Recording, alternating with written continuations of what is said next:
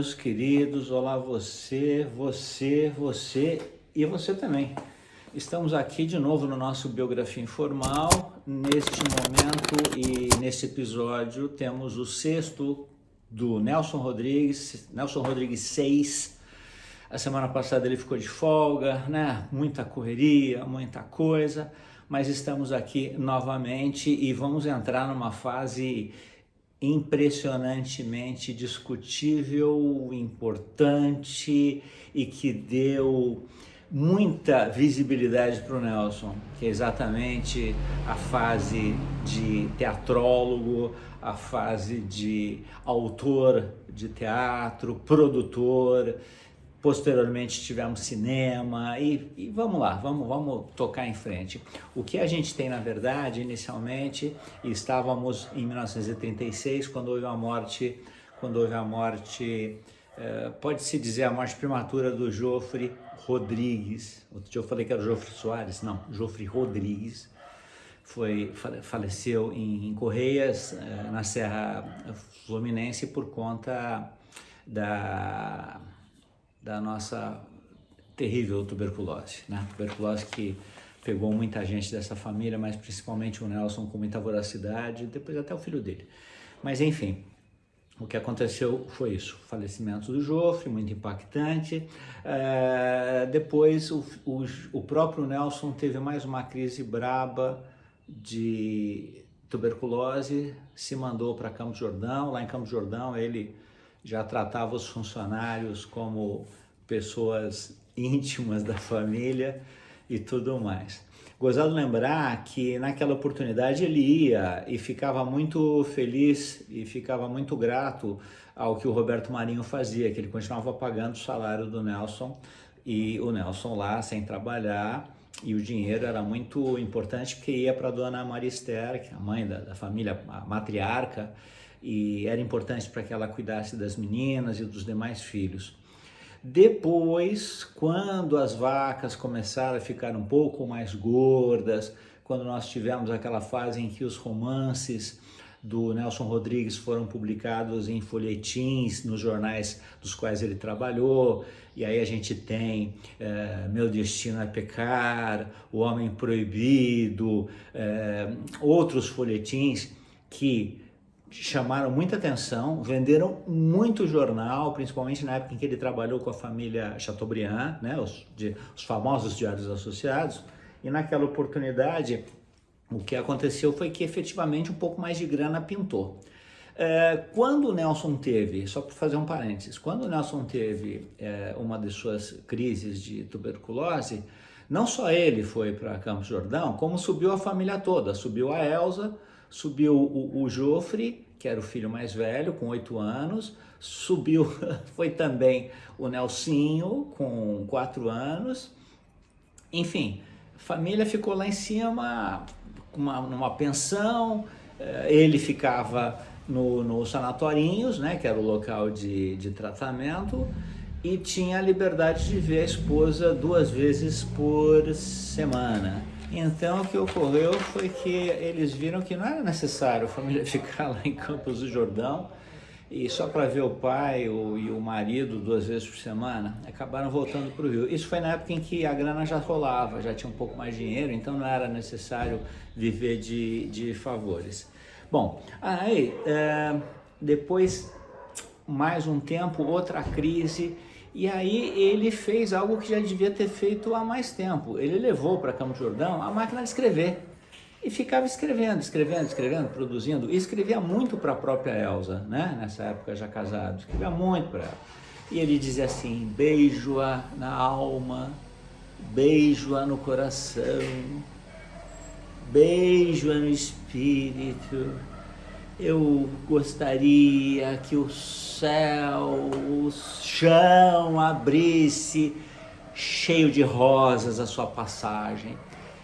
Ele era muito romântico, né? Então é impressionante como, se você analisar a obra do Nelson, longe de mim tentar fazer isso com competência, mas ele era um cara multifacetado, né? Porque na vida doméstica ele era assim muito romântico, muito carinhoso, cheio de blá blá blá, mas ele tinha aqueles textos, principalmente os teatrais, com muito erotismo, para não dizer pornografia. Ele era pornográfico.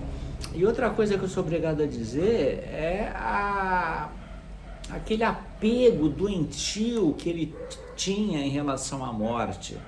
Só para vocês terem uma ideia, depois a gente pode até dar uma repassada nisso, no livro e no teatro, duas peças, Álbum de Família e Os Sete Gatinhos, nós temos no Álbum de Família, no final, assim, no desfecho da peça, no desfecho do filme, 1, 2, 3, 4 mortes, rapidamente. No Álbum de Família, o irmão mata a irmã porque estava apaixonado por ela, ela não dava bola para ele.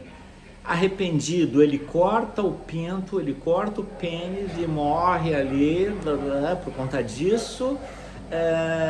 Depois, um irmão mais velho tenta transar com a mãe, que era frígida, e a mãe não deixa, e ele pega e dá um tiro no coração.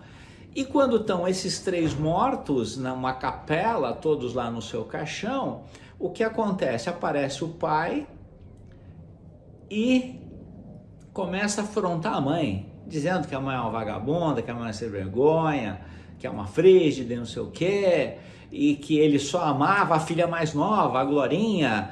Então ele fica dando beijo na Glorinha, a Glorinha lá morta, gelada no túmulo, no caixão. Ele dá uns beijos na menina e aí ele levanta e fala para a esposa: me mata, me mata.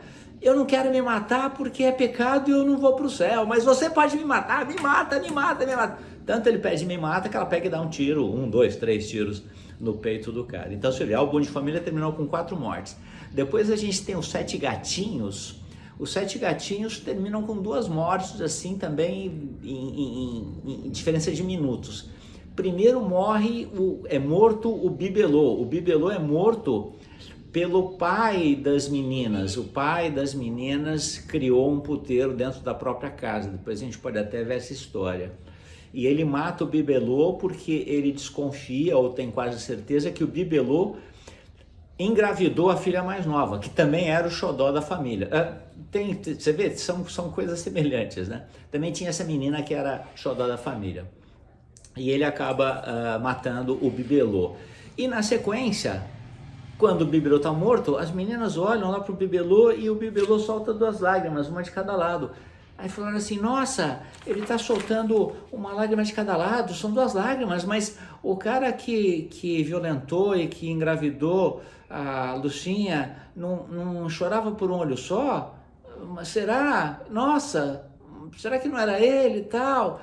Aí elas vão para a sala, começam a afrontar o pai, porque o pai é um assassino, porque o pai matou sem poder matar, porque não era ele. O pai era o Lima Duarte fazendo esse papel no cinema. Aí as meninas pegam, afrontam o velho, coitado, o pai, e depois que elas afrontam o pai, elas, com ele em cima da mesa, vem que ele começa a chorar, só que ele chora e só tem lágrima por um olho. Só sai lágrima por um olho. Então ela só: não é ele, é você, é você, é você. E pum, e matam ele. Então você vê, em minutos tem 2 mortes e acaba a peça. Então o Nelson, ele tinha esse, não é apego, né? Mas ele tinha essa mania, ele tinha essa obsessão, a palavra certa é essa.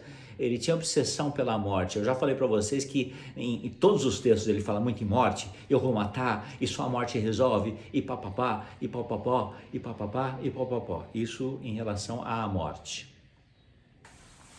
E já que a gente está falando de morte, eu não posso deixar de mencionar que dentro dos textos preferidos do Nelson estava o livro famosíssimo Crime e Castigo, de Fyodor Dostoiévski, um famosíssimo escritor russo do final do século XIX.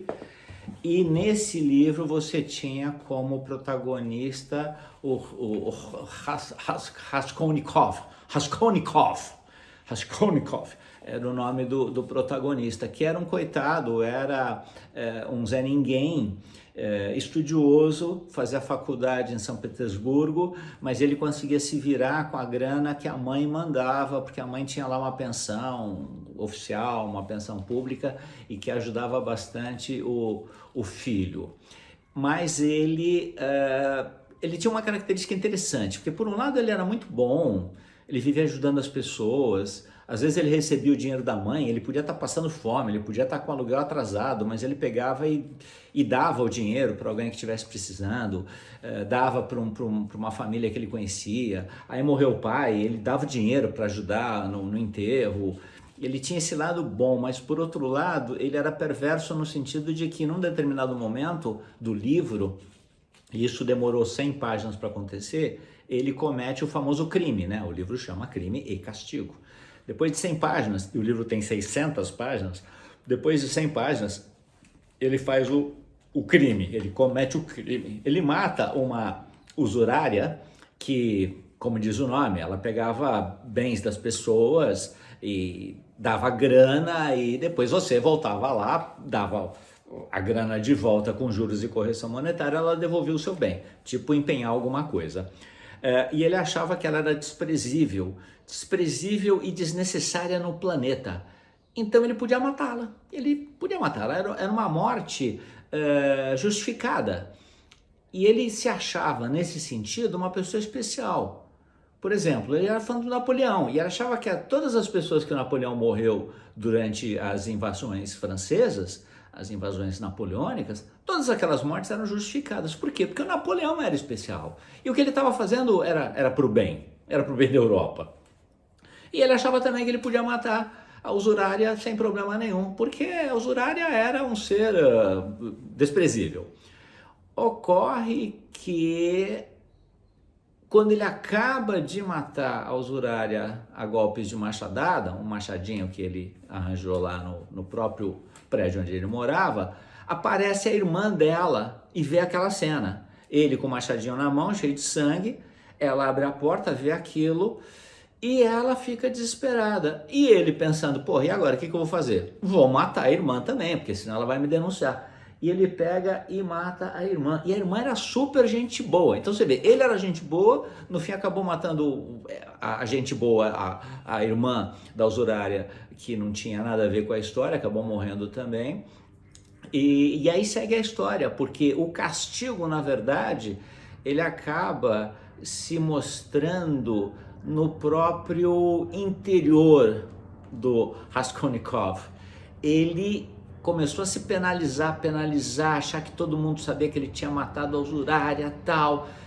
E vai o livro por aí afora, eu não vou dar nenhum spoiler, quem quiser compre, por favor, porque é um livraço, o Crime e Castigo, e também sempre envolto nessas mortes. O Nelson, ele tinha essa vocação, ele tinha essa mania, ele tinha esse lado de apego ao drama mortal, então quem sabe justifique alguma coisa na sua obra. E foi em 1940 para 41 que ele efetivamente começou o seu lado teatrólogo, o seu lado maldito, e eu vou dizer por quê.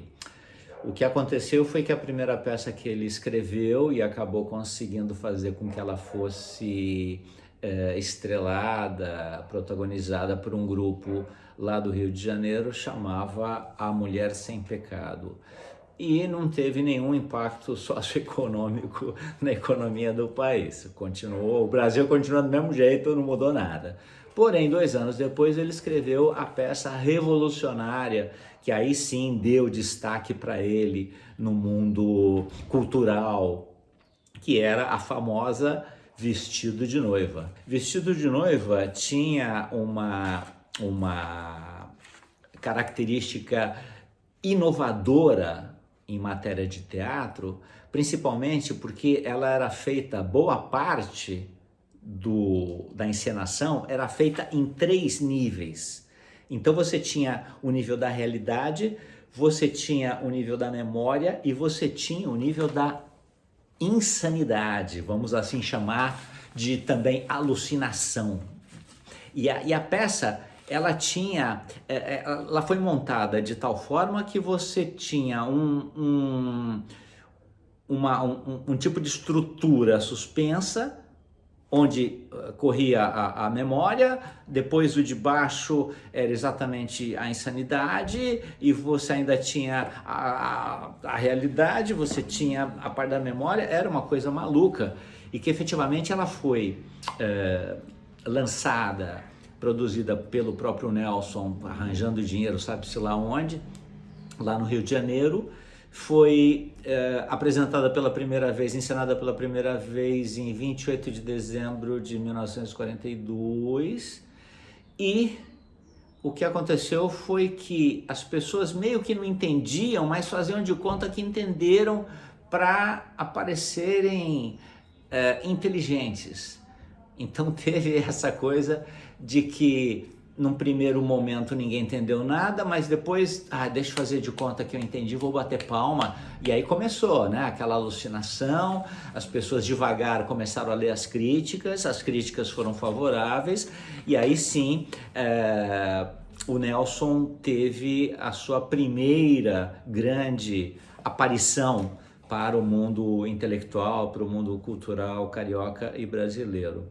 Naquela oportunidade, no começo dos anos 40, o teatro ele era super amador, super amador. Eram peças que ficavam em cartaz assim 2 semanas, os textos eram relativamente parecidos, os atores eles não precisavam nem decorar o texto, porque como o texto era super parecido, eles usavam aquilo que a gente já deve ter visto, você já deve ter visto em algum lugar, é o tal do ponto, né? Aquela estrutura, aquela casinha que ficava escondida assim, na beira do palco, e ali ficavam pulando, soprando o texto. Eu quero te beijar, abraça ela, chuta. O cara ficava ali cantando. Esse sim estava com o texto na mão, fazia isso e transformava a história em algo factível, começo, meio e fim. Mas era uma coisa muito amadora.